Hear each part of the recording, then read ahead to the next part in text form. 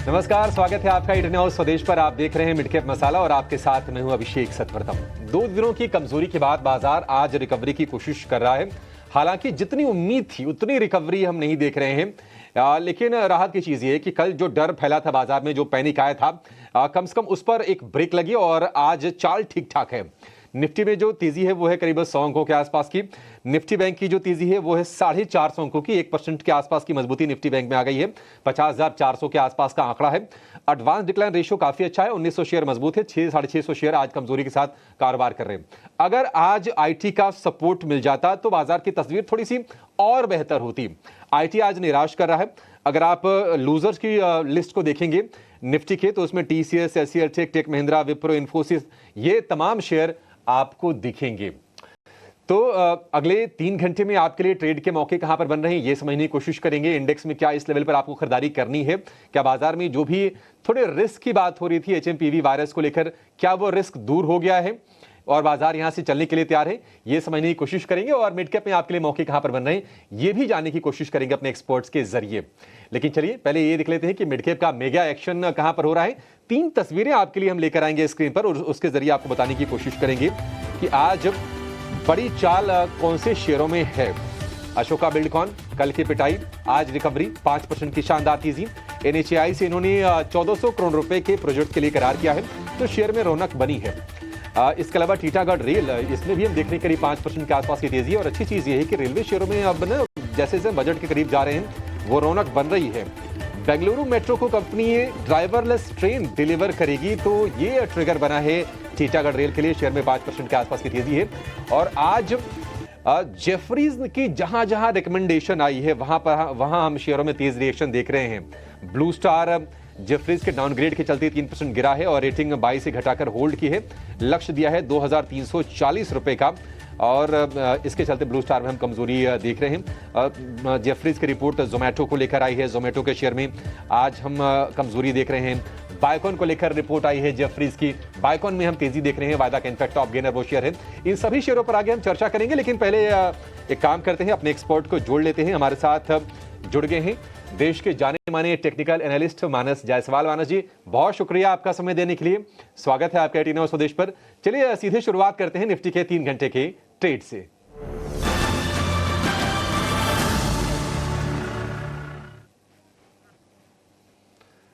मानस जी, बहुत शुक्रिया आपका समय देने के लिए। स्वागत है आपका इंडियन हाउस स्वदेश पर।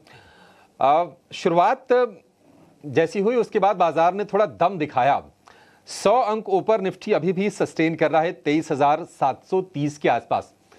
मानस जी, कल जो पैनिक फैला, थोड़ा सा डर कह सकते हैं, थोड़ा लोड भारत के ट्रेडर्स ने ज्यादा लिया। बाकी ग्लोबली तो कोई टेंशन नहीं थी। दुनिया भर के बाजार कल बढ़त पर बंद हुए हैं। ये बताइए कि 23,700 के आसपास क्या निफ्टी में तेजी का ट्रेड लेना है या फिर अभी भी कुछ लेवल्स का वेट कर रहे हैं? नमस्कार अभिषेक जी। तो देखिए, लेवल का तो आपको इंतजार आप करना ही पड़ेगा, क्योंकि कल जब गिरावट देखने को मिली तो निफ्टी अपने 200 डे मूविंग एवरेज के नीचे फिसल गया। हालांकि मॉर्निंग से रिकवरी का दौर देखने को मिला है, लेकिन जो अब रेजिस्टेंस बना है वो अब काफी दूर है। 24,000 से 24,250 इस रेंज में, 250 पॉइंट की रेंज में मल्टीपल रेजिस्टेंस है। जब तक 24,250 के ऊपर निफ्टी सस्टेन ना करे, उसके ऊपर निकले ना, तब तक मेरे ख्याल से आपको एग्रेसिव होकर खरीदारी नहीं करनी चाहिए। जहां तक बात लोअर लेवल्स की है, अब देखिए ध्यान रखिए कि अगर 540 के नीचे, 23,540 के नीचे निफ्टी फिसला तो फिर आपको नवंबर के लोज भी टेस्ट होते हुए दिखेंगे, जो कि 23,250 के आसपास हैं। कॉशियस अप्रोच रहेगी, निफ्टी में खरीदारी नहीं करनी है या बिकवाली भी करंट लेवल्स पे नहीं करनी है। लेकिन स्टॉक स्पेसिफिक जहां पर आपको स्ट्रेंथ लग रही है वहां पर छोटे मुनाफे के साथ आप लॉन्ग पोजीशन बना सकते हैं, लेकिन एग्रेसिव होके अभी भी मार्केट में खरीदारी नहीं कर रही है। अप्रोच कॉशियस ही रहेगी। अप्रोच कॉशियस रहेगी।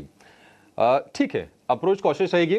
जो थोड़े से माना जी शाणे ट्रेडर्स हैं, जो थोड़े से अग्रेसिव ट्रेड लेने में बिलीव करते हैं, अब चूंकि 24,200 अभी भी यहां से 400-450 अंक दूर हैं, क्या 200 पॉइंट 300 पॉइंट के लिए ट्रेड ले सकते हैं या फिर वो भी अवॉइड करें?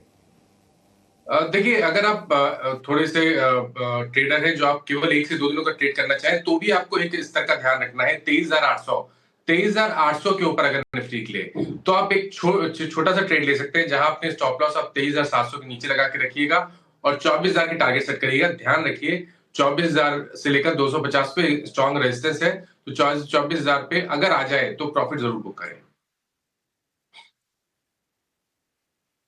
ठीक है, ठीक है। तो दोनों तरह के ट्रेडर्स के लिए ये रिकमेंडेशन होगी। 24,000 के पास अगर जाता है तो वहां पर प्रॉफिट टेकिंग आपको जरूर करना है, और अग्रेसिव पूरे दमखम के साथ ट्रेड तभी लेना है जब 24,200 के ऊपर निफ्टी निकल जाए।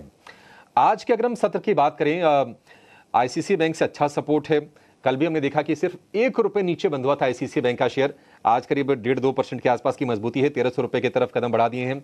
रिलायंस से अच्छा सपोर्ट है। रिलायंस का शेयर भी हम देख रहे हैं कि ₹1,250 के आसपास जाकर कारोबार कर रहा है। ₹1,240 के आसपास का भाव है। दो दिग्गज सपोर्ट कर रहे हैं। आईटी से थोड़ा माहौल ढीला है, लेकिन अगर हम मिड कैप की अगर हम चाल देखें तो मिड कैप में माहौल ठीक है, और उसके दम पर ही हम देख रहे हैं कि जो एडवांस डिक्लाइन का जो रेशियो है वो बाजार में ठीक ठाक दिख रहा है। मानस जी, अगर मिड कैप में अगर कहीं ट्रेड लेना हो, इंडेक्स हम देख रहे हैं करीब 1% ऊपर है, करीब करीब 550 अंकों के आसपास का उछाल है मिड कैप 100 में। कहां पर ट्रेड आपके हिसाब से बन रहे हैं? तो देखिए, जहां पर जिस सेक्टर में आपको स्ट्रेंथ देखने को मिले वहां पर ही लॉन्ग साइड पे ट्रेड लेना चाहिए। तो दोनों वो सेक्टर मैंने चूज किए जो आज चार्ट पे काफी बेहतरीन लग रहे हैं। सबसे पहले तो फार्मा में ज्यादातर स्टॉक्स ने ब्रेकआउट दिया है। कंसोलिडेशन के बाद का ब्रेकआउट है, या तो higher tops higher bottom chart से बन रहे हैं। उनमें से एक बायोकॉन है, जहां पर अगर आप देखेंगे तो हायर टॉप्स हायर बॉटम पहले से बन रहे हैं, लेकिन आज वॉल्यूम्स के साथ एक फ्रेश ब्रेकआउट बायोकॉन में देखने को मिला है। तो 374 के स्टॉप लॉस से बायोकॉन में खरीदारी करेंगे। 405 रुपए तक के टारगेट्स पॉसिबल है, आप देख पाए 1 से 2 दिनों में। दूसरा स्टॉक केमिकल क्षेत्र से है। अगर आप केमिकल क्षेत्र के स्टॉक भी देखेंगे तो वहां पर भी आज स्ट्रेंथ बनी हुई है, और उन्हीं में से एक यूपीएल है जिसने अपने 200 डे मूविंग एवरेज को ब्रीच किया, उसके ऊपर निकला है। बेहतर वॉल्यूम देखने को मिल रहे हैं, तो यूपीएल में भी खरीदारी करने की राय रहेगी। 534 के स्टॉप लॉस से खरीदारी करेंगे। 565 रुपए तक के टारगेट्स पॉसिबल है। ठीक है, यूपीएल और बायोकॉन ये दो शेयर आज सुबह से हमारे फोकस लिस्ट में थे, और दोनों पर ही मानस जी की बाय की रिकमेंडेशन है। बायोकॉन के लिए पॉजिटिव क्या हुआ है? जापान में इनकी जो आर्म है बायोकॉन बायोलॉजिक्स, उनके एक बायोसिमिलर को मंजूरी मिली है। वहां की एक कंपनी है, उसके जरिए अपने वो प्रोडक्ट को मार्केट करेंगे, वहां पर कमर्शलाइज करेंगे। उसके चलते बायोकॉन में तेजी है। जेफरीज की अच्छी रिपोर्ट आई है बायोकॉन को लेकर, और ये भी ट्रिगर का काम कर रहा है। डबल ट्रिगर है बायोकॉन के लिए, और यूपीएल लगातार मोमेंटम हम देख रहे हैं। और आज हम केमिकल, फर्टिलाइजर, पेस्टिसाइड, अगर उसमें आप एक जोड़ दीजिए एग्रोकेमिकल, ये सारे के सारे शेयर आज अच्छे से चल रहे हैं, और उसमें से एक बढ़िया पिक है यूपीएल का।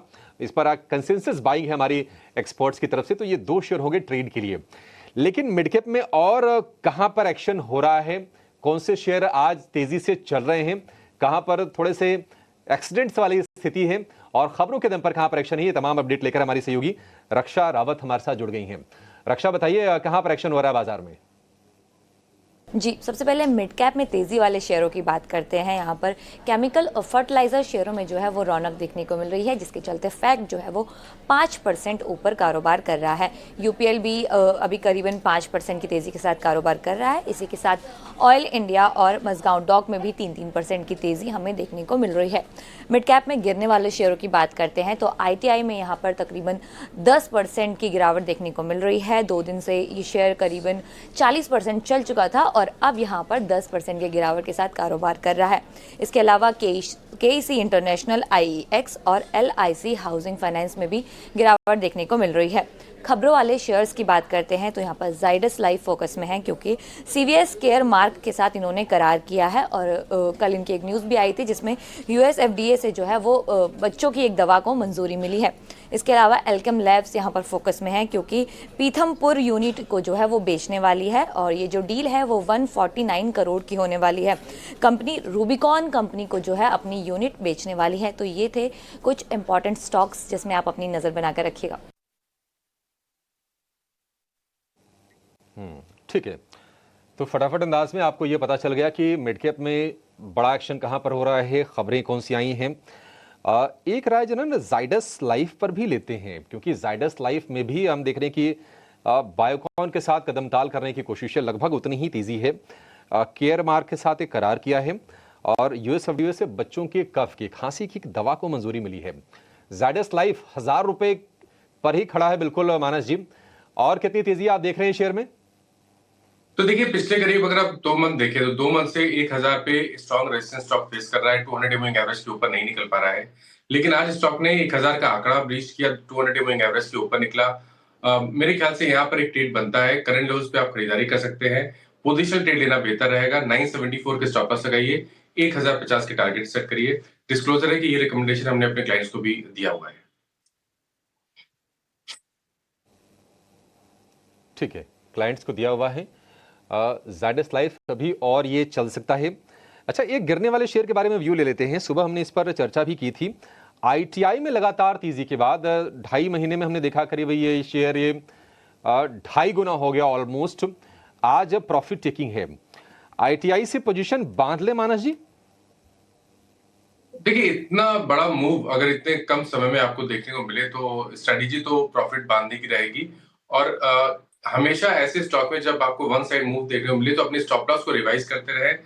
टारगेट के हिसाब से प्ले ना करें, केवल स्टॉप लॉस को ऊपर रिवाइज करते रहे तो कहीं ना कहीं आपका एक ट्रिगर होने के बाद प्रॉफिट बुक हो जाएगा। मेरे ख्याल से ये सही समय है जब आपको अपने स्टॉप लॉस को 474 के नीचे रखना चाहिए। अगर 474 के नीचे जाए तो आईटीआई से एक बार प्रॉफिट बुक कर लेना चाहिए। ठीक है, 474 से नीचे जाए तो प्रॉफिट टेकिंग अपनी कर लें।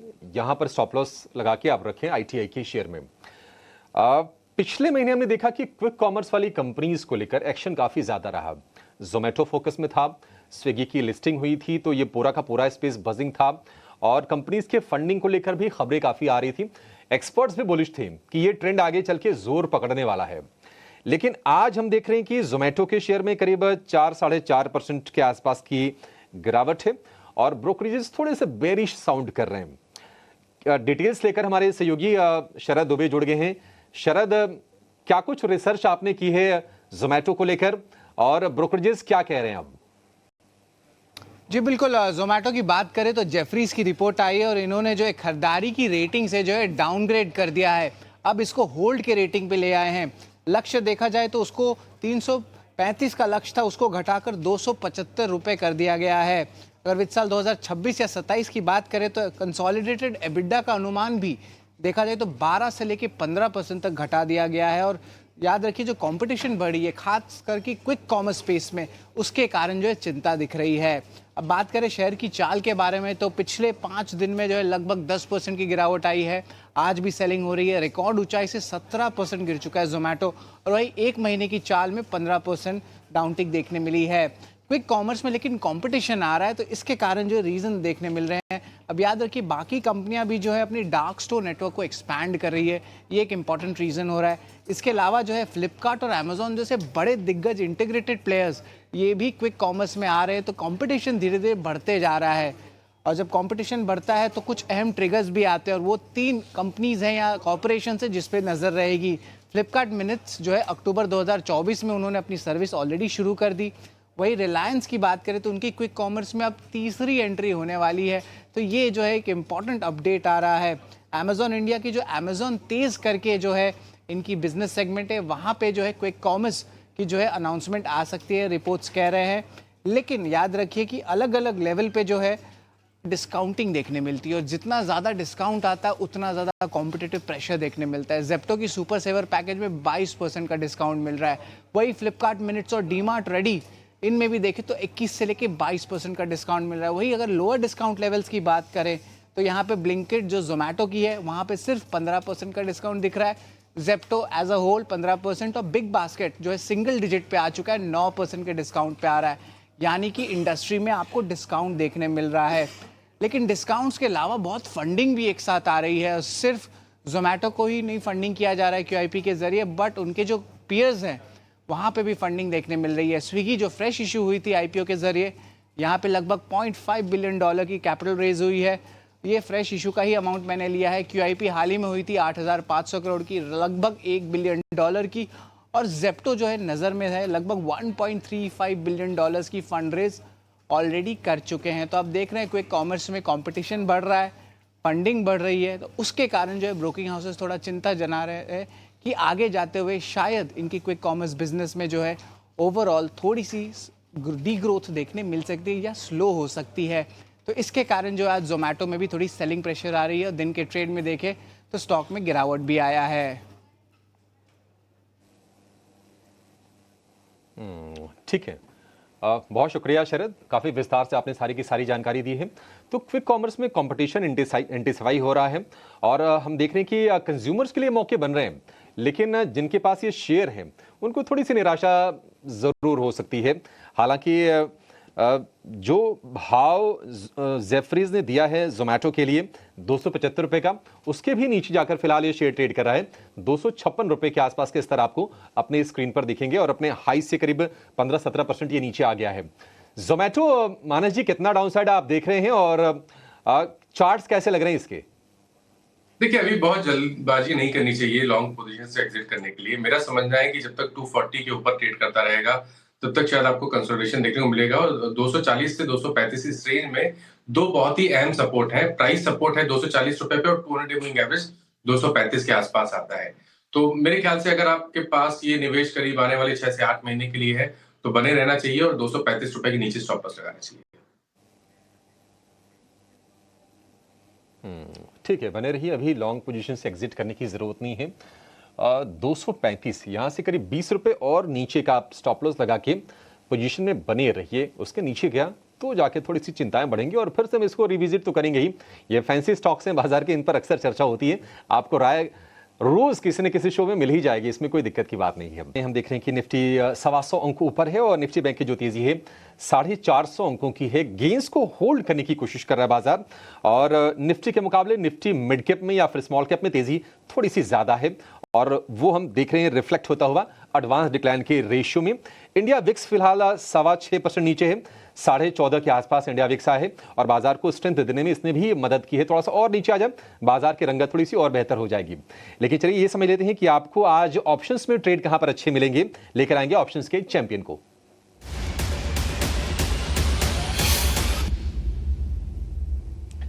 कोटक सिक्योरिटीज के अमोल आठवाले हमारे साथ हैं। अमोल, बहुत शुक्रिया आपका समय देने के लिए, स्वागत है। बताइए कहां पर ट्रेड बन रहा अभी? जी नमस्ते and good afternoon. SBI life के साथ जाना चाहूंगा। जनवरी सीरीज 1500 का call option positional point of view से देख रहा हूँ। 22 रुपीज के आसपास मैंने पिक किया था। पोजिशनली टारगेट आ रहा है 50 रुपीज के। स्टॉप लॉस रहेगा उसका 12 रुपीज का। मैक्स प्रॉफिट उसमें हो सकता है 10,500 का और मैक्स लॉस उसमें हो सकता है 3750 का। I think up trend continuation formation maintain है। 20 डे सिंपल मूविंग एवरेज के ऊपर स्टॉक ट्रेड हो रहा है। प्रॉमिसिंग फॉर्मेशन है। अगर यही सेटअप कंटिन्यू रहा तो ये बाउंस बैक कंटिन्यू रहने के चांसेस फिलहाल तो चार्ट्स पे दिख रहे हैं। परफेक्ट। एसबीआई लाइफ 1500 वाली कॉल में मौके आपके लिए बन रहे हैं। अमोल, बहुत शुक्रिया आपका समय देने के लिए और बेहतरीन ट्रेड सुझाने के लिए। अब आगे लेकर आएंगे निवेश का एक शेयर मिड कैप के महारथी में।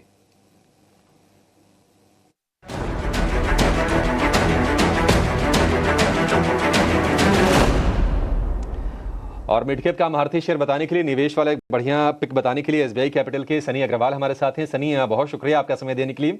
बताइए कहां पर निवेश करना है, कहां मौके बन रहे हैं? Good afternoon. आज हमारा जो फोकस रहेगा बेसिकली Q3 में जिनके नतीजे अच्छे आएंगे उन कंपनियों पे रहेगा। तो उनमें से कंपनी हमने चूज करी एपीएल अपोलो ट्यूब। अगर आप देखेंगे इनका जो प्रोविजनल बिजनेस अपडेट आया था वॉल्यूम का, वहां हमने देखा था कि Q3 में कंपनी ने 8.3 मिलियन टन का बेसिकली वॉल्यूम दर्ज किया है। 8 लाख टन का, सॉरी माफ कीजिएगा, which is 37% year over year increase. और अगर हम 9 महीने की बात करते हैं तो तकरीबन 20% का वॉल्यूम इंक्रीमेंट हमने एपीएल अपोलो ट्यूब में आके देखा है। अगर स्टील ट्यूब्स और पाइप्स की बात करें तो one of the largest company है in terms of market share. Organise market में मोर देन 40% शेयर होल्ड करती है। और एट द सेम टाइम जिस तरह से पिछले 2 क्वार्टर में थोड़े नंबर सॉफ्ट आए थे, मुझे लगता है कि Q3 में पोस्ट इन्वेंट्री लॉस लेने के बाद Q2 में काफी एक अच्छे नतीजे कंपनी दर्ज करेगी। हमारा ये मानना है कि अगर हम फुल ईयर FY25 की बात करें तो कंपनी तकरीबन 650 करोड़ का प्रॉफिट दर्ज करेगी। और FY26 में हमारा ये अनुमान है कि जो 650 करोड़ का प्रॉफिट है बढ़कर के 1100 करोड़ हो जाएगा। तो इसी के चलते हमने एपीएल अपोलो ट्यूब को चूज किया और हमारा प्राइस टारगेट रहेगा 1800 रुपए का with investment horizon of 3 to 6 month. ठीक है, 3 से 6 महीने में 1800 रुपए तक के टारगेट। 1500 रुपए के पास से हम देख रहे हैं कि शेयर में वो बिकवाली थमी और अप मूव इसको लेकर आए 1600 रुपए के ऊपर। अभी 200 रुपए की गुंजाइश अभी और है शेयर में। 3 से 6 महीने का आपको समय देना पड़ेगा एपीएल अपोलो को। एक बढ़िया पिक मिड कैप स्पेस में सनी की तरफ से। चलिए इसी के साथ इस शो को यहाँ पर समाप्त करेंगे। सनी जी और मानस जी, आप दोनों का बहुत शुक्रिया आज समय देने के लिए और बेहतरीन ट्रेड के और इन्वेस्टमेंट के आइडियाज हमारे दर्शकों को सुझाने के लिए।